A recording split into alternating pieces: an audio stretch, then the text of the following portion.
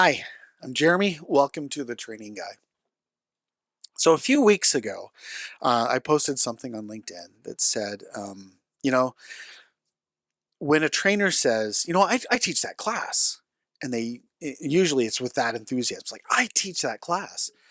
Um, they're not saying, you know, I have those slides and I can read them and I can just say, this is what we're learning.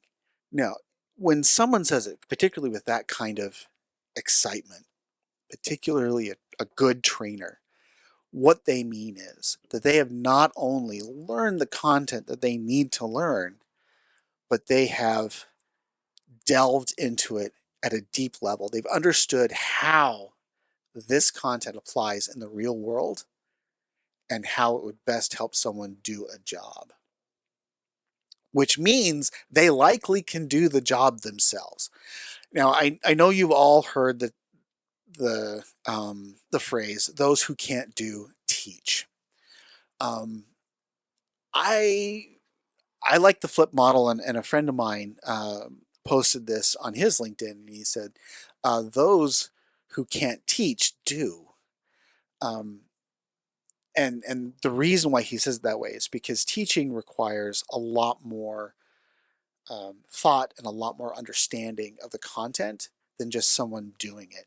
So let me give you an example. A lot of times you will have training done, particularly in the corporate world, where you have a subject matter expert that comes out and walks someone through what this new product is going to be. I would see this all the time when a new product would come out, and you're prepping your support team and your customer success team and everybody and your sales team, and you're showing them, look, this is what the product does, and isn't this cool? That doesn't explain how it works. That doesn't explain what could likely break. That doesn't explain what, if something does break, you need to do in order to fix it. These are the pieces that folks that are doing a job need to understand.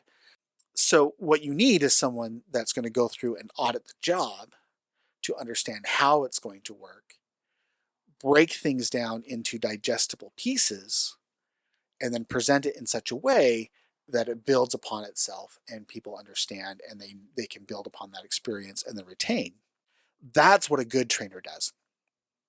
Now, also in my post, another good friend of mine back from my Apple days posted a comment that he said he's seen the exact opposite, where a trainer will go in and they'll just read from the slides, and if any question comes up, they say, "Well, that's not covered in the syllabus."